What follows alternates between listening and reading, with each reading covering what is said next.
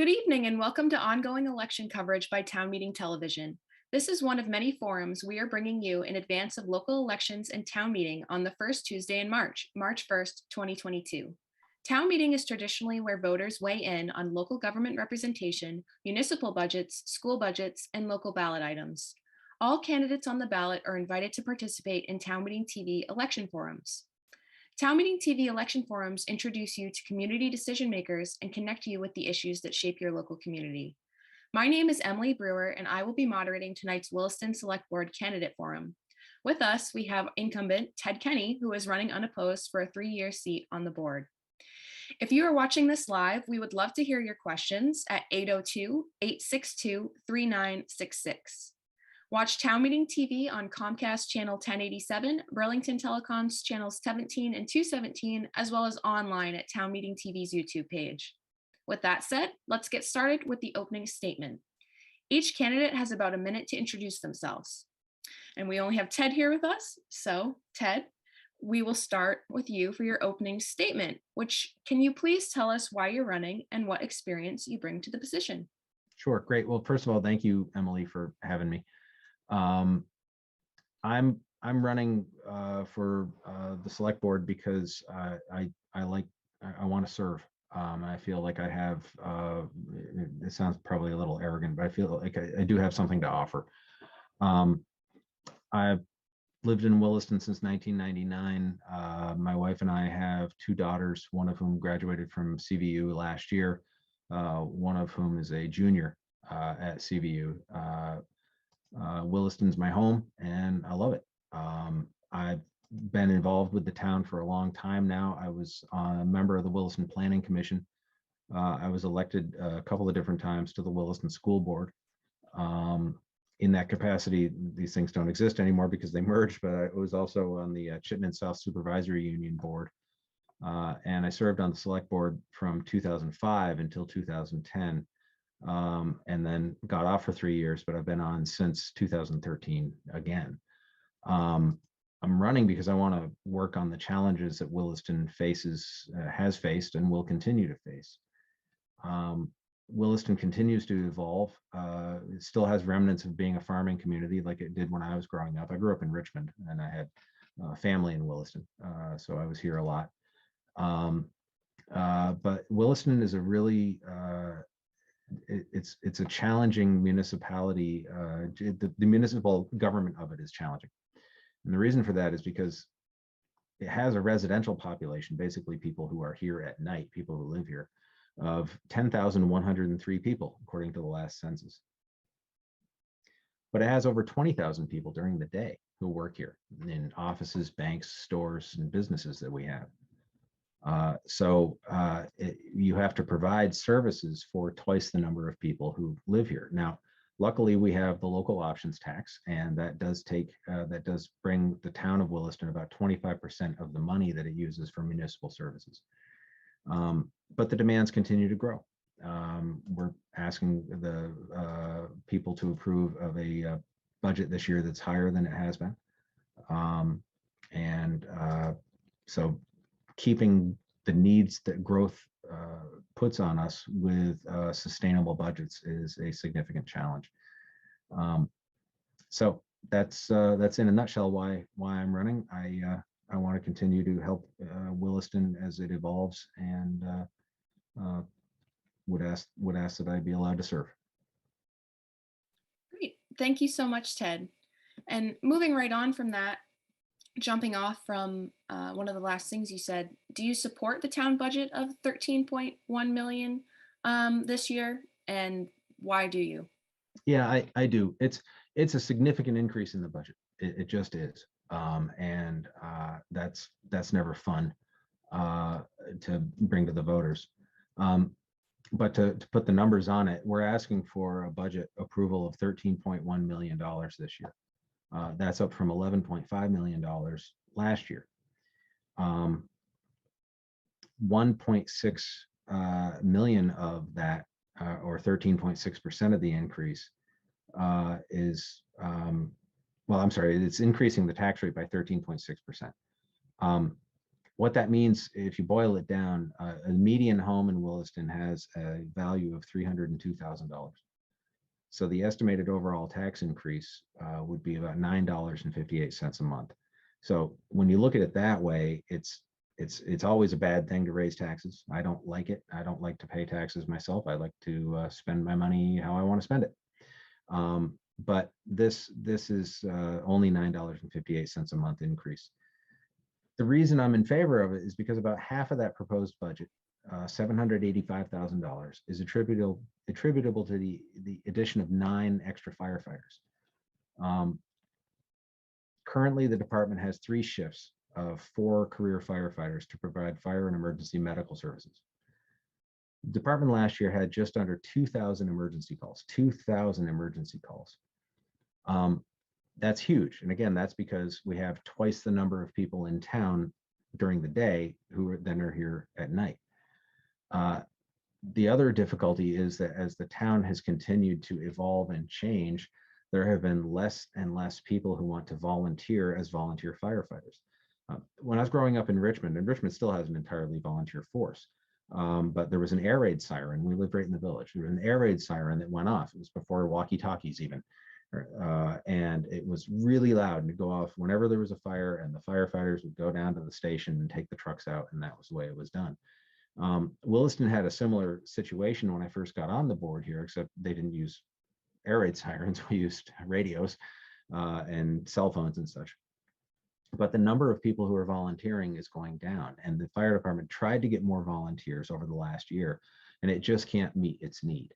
So the way to meet that need is to hire more firefighters. There was a company, a consulting firm that the town hired because this is a big deal, and we didn't want to just barrel into it and take anybody's word for it. But it was a company called AP Triton, and they analyzed the services, and they realized, and they came back and told us that this is a significant problem. I'll get maybe more into that if we're going to talk about the ambulance situation. But the bottom line is that we're sending crews out that don't have enough under fire regulations to actually go into a burning building. And then there have been other circumstances where there have been 2 calls that come in at the same time, and we actually leave a fire truck in one location, everybody piles in and goes to another location. That's just, it's a very dangerous situation, because if you have to wait for another town to respond, then that fire truck or ambulance is coming from South Burlington, it's coming from Richmond, it's coming from Essex, and 2 of those places have volunteer forces where the people would have to go to the station, get the equipment, and then drive to Williston. And by that time, it may be too late. Thank you, Ted. And yeah, we'll move right on to the question about the article on the ballot that would allow for the purchase of a new ambulance for the town, and we'll talk about why you support that. Yeah, it's actually the new ambulance if it's approved, is going to replace the 2014 ambulance that has reached the end of its useful life. So it's not adding a new toy or something. It's replacing a unit that is at the end of its usefulness. It's going to be fine if it's financed. If it goes through, it'd be over a period of 7 years, and the equipment isn't supposed to cost more than $280,000. The reason we need it is because of the 2,000 emergency calls that I just mentioned. About 1,300 are medical, so it's a little over half are medical emergencies that the crews respond to. And out of the entire number of calls, about 30% of the time, about 3 out of 10 times, another call comes in. So while we're responding to one call, and most of them are emergency or medical calls, you have a 3 in 10 chance that another call is going to come in, and we only have, this gets back to the number of firefighters that we need, but we need the ambulance because it goes out a lot. And again, we're talking about service for 20,000 people. And again, it's not like we're doing those 20,000 people a favor that they don't return. These are people who come to the town to work and shop and are part of the vibrant town that we have. They're employees who work here. We're not doing them any favors by responding when they have an emergency, but it is obviously a moral obligation, and we need to do it. We need the ambulance. Thank you very much, Ted. I would just like to remind folks watching in the community that we are taking questions from callers. You can call in at 802-862-3966. We would love to hear your questions. But we will move on to our next question. And Ted, the seats for the board are uncontested again this year. Do you think that there is limited civic participation in the community? Why or why not? No, I don't. I don't think that people not wanting to run to be on the select board is a sign of a lack of civic participation. Frankly, it's oftentimes not a fun job. It's fulfilling, it's rewarding, but it's not a lot of fun. The meetings can go long, and the details can be pretty intense, and the feelings in the room can be pretty intense as well on both sides of an issue. So I it's not like I'm suffering through the job. I enjoy it, but I can understand how, most people in a representative democracy would choose somebody else to represent them and not do it themselves. I think the select board is actually doing a very good job. Whether I do a good job on the select board, I'll leave to others to weigh in on. But the select board is pretty nuts and bolts. It does vet issues pretty extensively. The questions that are asked by other select board members and on occasion by myself are intelligent and well informed, and the decisions that are made, I think, are if they're wrong, then they're very well thought out. But I think most of the time they're not wrong. It's pretty nuts and bolts. I mean, we're talking about municipal budgets. We're talking about streets, we're talking about plowing, you're talking about the Parks and Rec department, issues such as how much money are we going to put into programs so that kids that come from less well-off families can do day camps in the town of Williston without having to pay for tuition for them. These are nuts and bolts things, and by and large, I think I think people recognize that that's what the select board does. I think they're relatively happy with it, and but we do get a lot of feedback by email. Now that the meetings are being streamed virtually, there's a lot more participation than there was.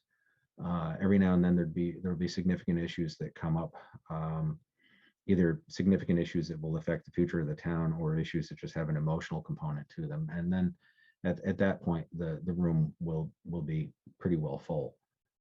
So I think there's a lot of civic participation in the community. Great, thank you very much for that, Ted. And now we'll move on to a question about relating to the pandemic. So COVID has spurred changes in how we meet and vote, as you just referenced. What have you learned, and what would you like to see continued post-pandemic?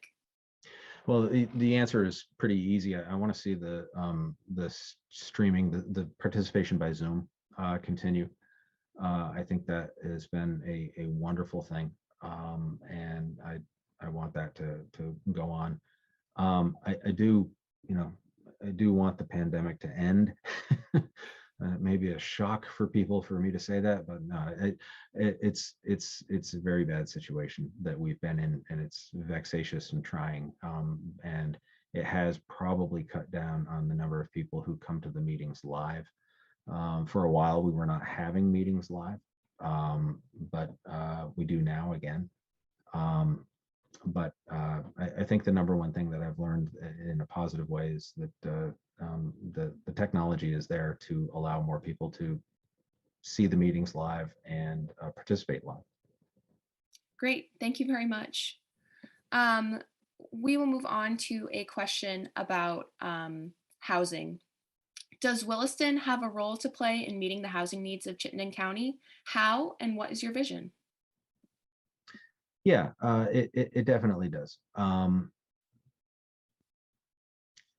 we've already made some progress on this. Recently, the Champlain Housing Trust came forward, and they're going to be converting what used to be a Marriott hotel in Williston from a hotel into 72 apartments.